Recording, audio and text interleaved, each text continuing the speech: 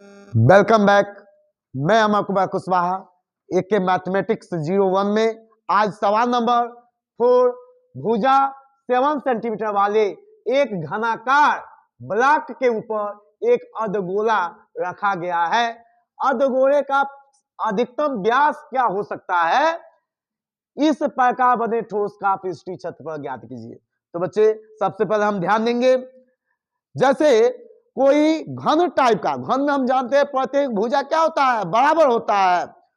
घन के सतह के ऊपर, ऊपरी सतह के ऊपर कोई अर्धगोला है, तो बताओगे घन का भुजा 7 सेंटीमीटर दिया है तो उसकी व्यास का अधिकतम कितना हो सकता है? तो व्यास भी 7 सेंटीमीटर होगा, उसमें बताने की आवश्यकता नहीं है क्योंकि हमको मालूम है उसकी सतह पूरा, उसका व्यास उसके जो साइड है घन की उसकी बराबर होगा, यानी 7 सेंटीमीटर होगा। लेकिन ठोस का पृष्ठीय क्षेत्रफल ज्ञात करने के लिए कहा है, तो वृत्त चूंकि 3D है तो बनाना संभव नहीं है, फिर भी हम बताने का प्रयास कर रहे हैं कि कोई घन है, घन के ऊपर एक अर्धगोला रखा गया है, तो जितना घन की भुजा होगा उतना अर्धगोले का क्या होगा, व्यास होगा। तो यानी अर्धगोले की भी त्रिज्या हमको मालूम हो गया, साथ ही घन की भुजा मालूम हो गया, बाकी हम कर सकते हैं। तो लिखेंगे क्या, घन की भुजा हम दिखा दिए हैं, लिखेंगे अर्धगोले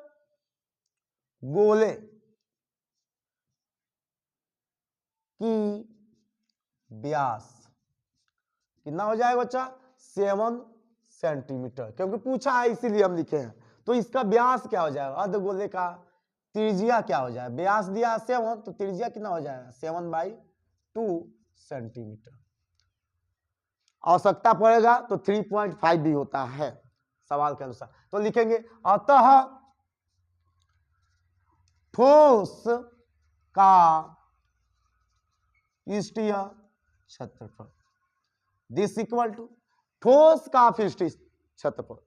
तो ठोस का पृष्ठीय क्षेत्रफल पहले तो हमको मालूम होना चाहिए कि घन का पृष्ठीय क्षेत्रफल क्या होता है, क्या होता है 6a का स्क्वायर, ये मतलब भुजा का स्क्वायर, मतलब 7 का स्क्वायर, प्लस में अर्धगोले का पृष्ठीय क्षेत्रफल 2πr का स्क्वायर होता है, मालूम होना चाहिए।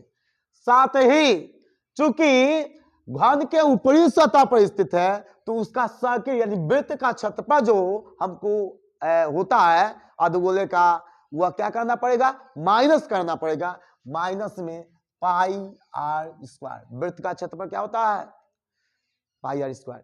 हमको मालूम है बच्चे कोई भी अर्धगोला है तो उसका ऊपरी सतह पर एक क्या बनेगा, सर्किल बनेगा, वृत्त बनेगा, और वृत्त का क्षेत्रफल होता है πr², वो माइनस करना पड़ेगा। दिस इक्वल टू 6a का स्क्वायर प्लस में 2πr का स्क्वायर, पाई r का स्क्वायर मतलब ये कई चीज है, यहां पर गुणा 1 होता है ना, यानी 2 में से 1 गया, 1 लिखा नहीं जाता है, यानी πr², कोई दिक्कत नहीं।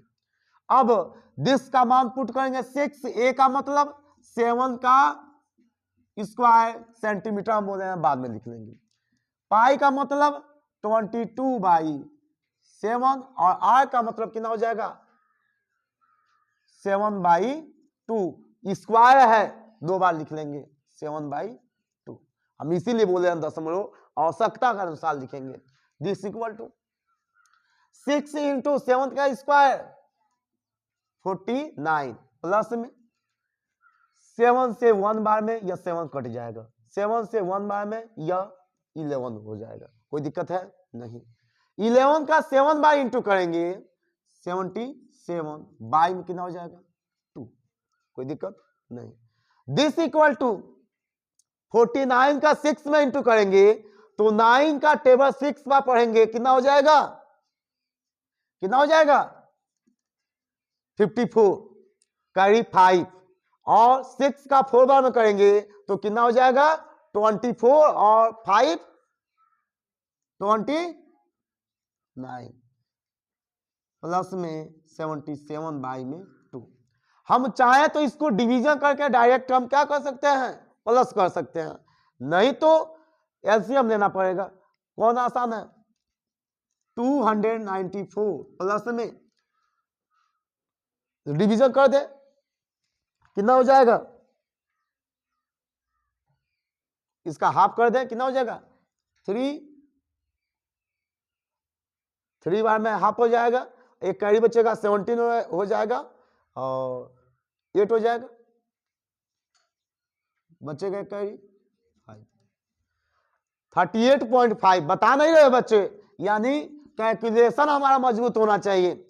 बताएंगे 0.5 और 8 4 कितना हो जाएगा, 12 का 2 कैरी 1 और 3 और 9 कितना हो जाएगा, 12 और 1 13। ध्यान देंगे, हमारा दशमलव में थोड़ा मिस्टेक हो गया, यहाँ 5 हो जाएगा पॉइंट, हम यह देख लिए हैं। 8 और 4 कितना हो जाएगा, 12 का 2 कैरी 1 और 3 और कितना 9, 12 और 1 13, सही तो था। फिर से 2 और 1 3, लास्ट वाला हम 3 में ऐड कर दिए, कोई बात नहीं।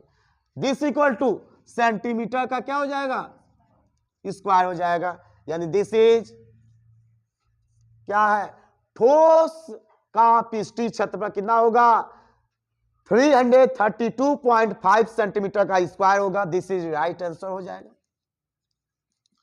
तो आई होप सभी बच्चों को यह सवाल समझ में आया होगा। ऐसा अभी 4 सवाल लगातार 4 सवाल हम बता दिए हैं, किसी प्रकार का कोई कंफ्यूजन सवाल में नहीं होना चाहिए।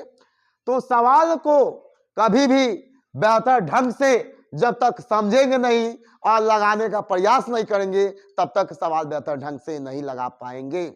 तो बच्चे अभी भी टाइम है, सवाल को आप कॉपी में लगा कर प्रैक्टिस करें, ताकि सवाल का रिवीजन हो सके। जब तक रिवीजन नहीं होगा, सवाल को बेहतर ढंग से लगा नहीं पाएंगे। ठीक है, ओके।